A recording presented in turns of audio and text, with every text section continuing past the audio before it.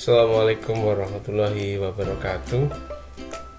Anak-anakku yang sangat saya banggakan, alhamdulillahirrahmanirrahim, hari ini kita bisa bertemu lagi ya di mata pelajaran Al-Quran Hadis. Kali ini kita akan membahas tentang hukum bacaan nun sukun dan tanwin yang kedua. Kalau beberapa hari yang lalu kita sudah membahas tentang hukum bacaan nun sukun dan tanwin, yakni idhar dan ikhfa. Pada kesempatan ini kita akan belajar tentang hukum bacaan idgham dan iqlab.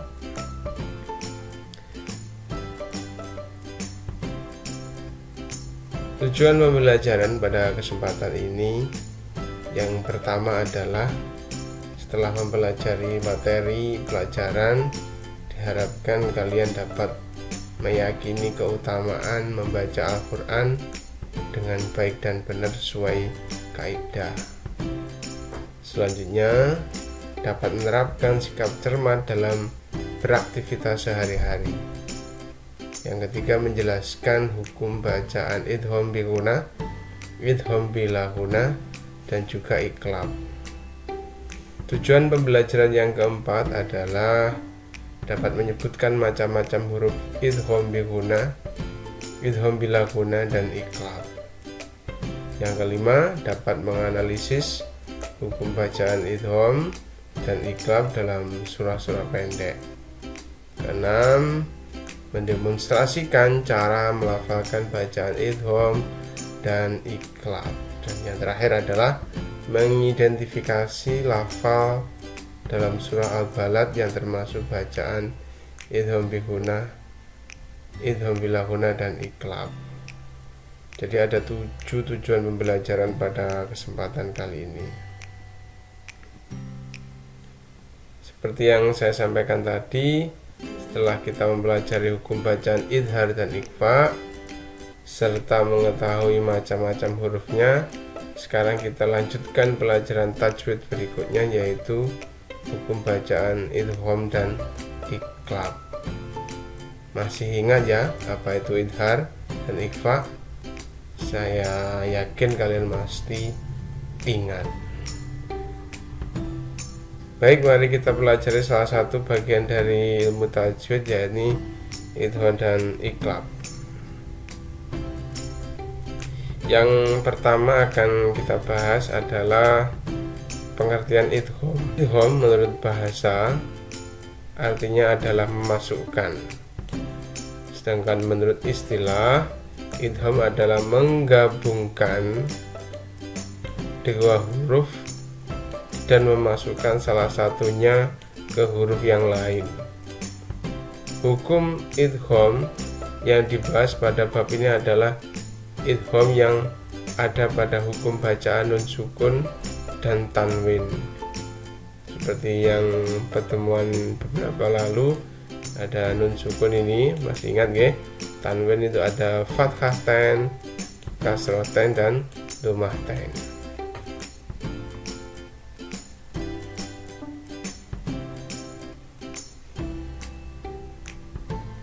Idgham atau bacaan idgham itu dibagi menjadi dua.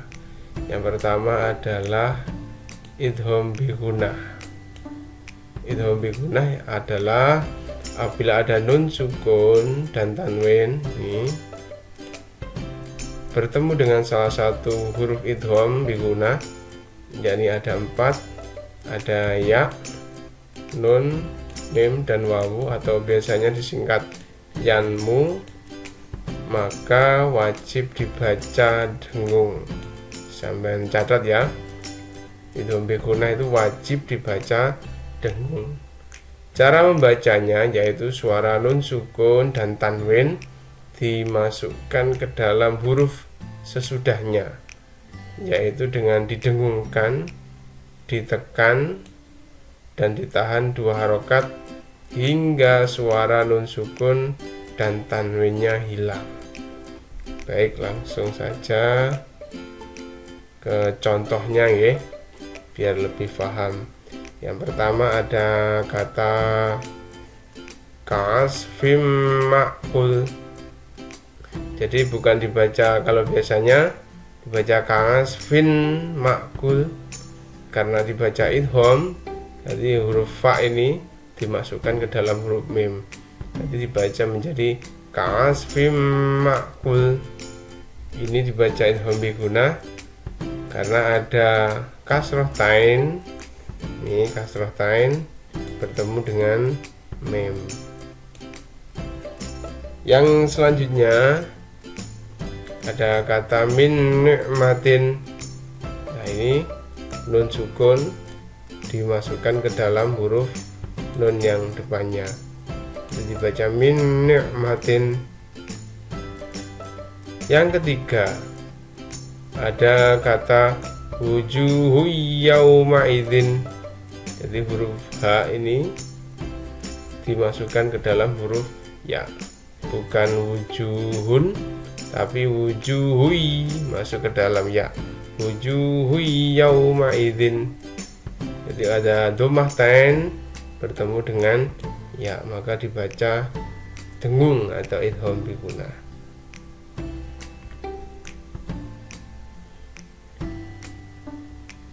Yang kedua yakni idgham bila gunnah. Idgham bila gunnah adalah apabila ada nun sukun atau tanwin bertemu dengan huruf lam dan ro. Jadi huruf idgham bi gunnah itu ada dua, bila gunnah ada dua, sedangkan yang tadi bi gunnah ada 4. Saya ulangi, apabila ada nun sukun dan tanwin bertemu dengan huruf lam dan ro, dihafalkan ya, maka bacaannya adalah idgham bila gunnah. Bacaan idgham bila gunnah dibaca tanpa dengung. Jadi beda dengan idgham bi gunnah tadi dibaca dengung. Kalau idgham bila gunnah tanpa dengung, yakni dengan memasukkan atau meleburkan suara nun sukun atau tanwin ke dalam huruf sesudahnya.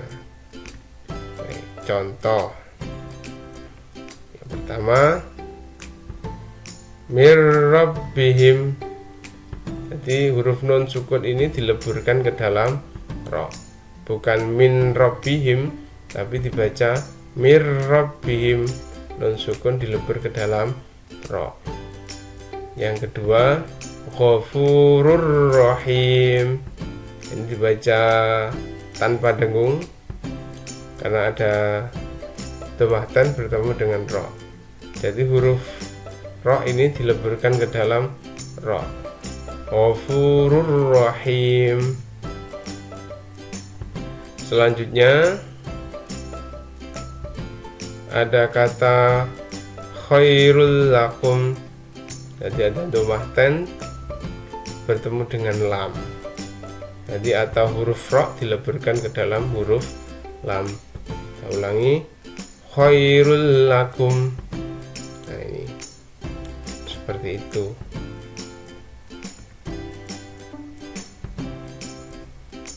Itu tadi ya bacaan idgham. Untuk selanjutnya kita akan membahas tentang bacaan iqlab. Apa itu iqlab? Iqlab adalah apabila ada nun sukun, ini nun sukun atau tanwin seperti biasa, tanwin, fathah tain, kasroh tain dan dhammah tain bertemu dengan huruf ba. Jadi huruf iqlab itu cuma satu ya, ini cuma ba. Maka suara nun sukun atau tanwin dibalik atau diganti menjadi suara mim sukun. Huruf iqlab hanya ada satu, yaitu ba. Nah, sebagai contoh ada kata mim ba'dihim.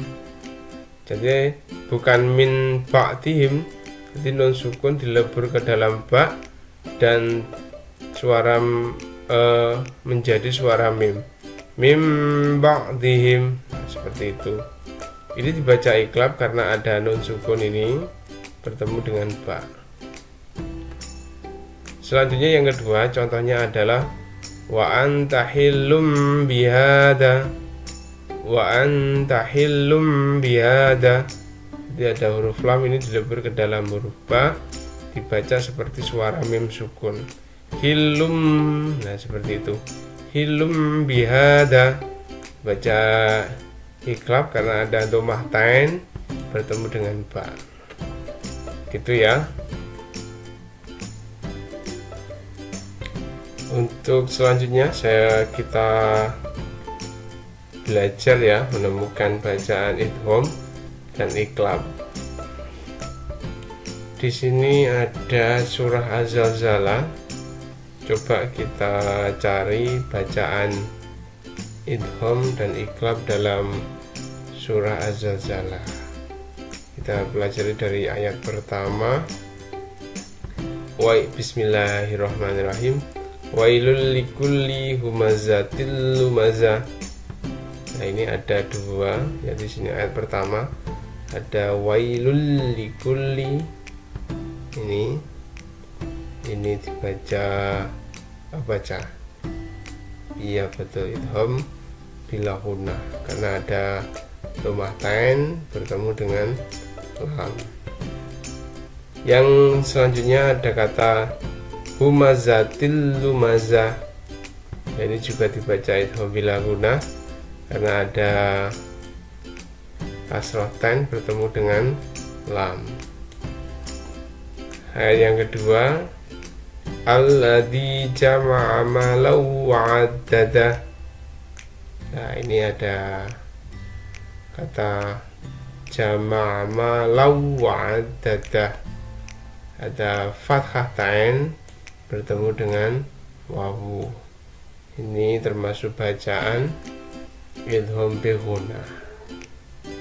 Ayat ketiga, yahsabu anna ma lahu ahlada. Tidak ada ya di sini. Ayat keempat, kalla la yumbadanna fil khutamah. Nah, ini ada bacaan apa baca? Ada nun sukun ini bertemu dengan ba, berarti dibaca iklab. Layum badanna, bukan layun badana tapi nun sukun bertemu dengan nun sukun bertemu dengan ba, layum badanna. Selanjutnya ayat kelima, wa ma adraka mal khutamah. Tidak ada ya di sini. Terus ada ayat ke-6, narullahil muqadah. Tidak ada juga. Allati tattali'u 'alal afidah. Tidak ada. Innaha 'alaihim musadah. Ada. Fi 'amadim mumaddadah. Ini ada kasrah tain bertemu dengan mim, maka dibaca idgham bi gunah. Jadi ada 1, 2, 3, 4, 5 bacaan idgham dan iklab dalam surah Az-Zalzalah. Seperti itu ya. Sampai bisa mengidentifikasi sendiri dan juga menganalisa bacaan-bacaan idgham maupun iklab dalam Al-Quran. Sampai pelajari sendiri di rumah.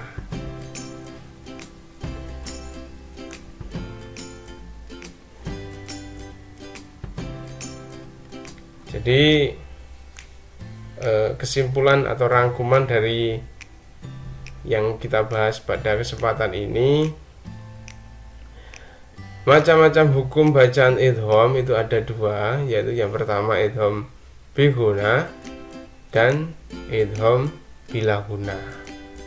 Sedangkan idgham bi gunah itu apabila ada nun sukun atau tanwin bertemu dengan huruf idgham bi gunah yang 4, yakni ya, nun, mim, dan wawu atau disingkat yanmu, maka wajib dibaca dengung ya, catatan dibaca dengung. Huruf idgham bi gunnah ada 4, ya, nun, mim, wawu, dan juga dibaca dengung. Selanjutnya idgham bila gunnah, yaitu apabila ada nun sukun. Nah, ini bertemu dengan tanwin, nun sukun atau tanwin bertemu dengan huruf lam. Nah, ini dan ro, maka dibaca tanpa dengung. Jadi bedanya dengan idgham tadi, kalau idgham bi gunnah tadi, kalau idgham bi gunnah yang dibaca dengung, kalau idgham bila gunnah dibaca tanpa dengung.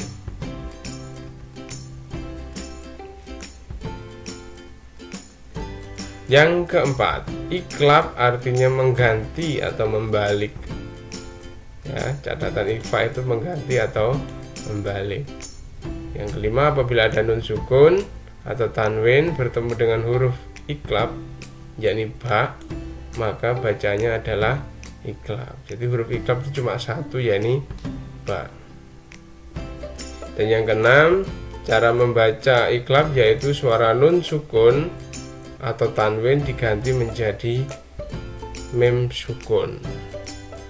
Jadi ingat ya, diganti menjadi mim sukun. Saya kira itu ya yang dapat saya sampaikan pada pertemuan kali ini. Semoga kalian dapat mempelajari hukum bacaan idgham dan iklab dengan baik, sampai dapat belajar untuk mempraktekannya ke dalam surah-surah pendek, atau mungkin untuk menggali menambah wawasan kalian bisa membaca surat pendek, mengamati yang termasuk bacaan idgham itu apa, iklab itu apa. Saya kira itu yang dapat saya sampaikan pada kesempatan ini. Ada kurang lebihnya saya mohon maaf. Saya akhiri. Assalamualaikum warahmatullahi wabarakatuh.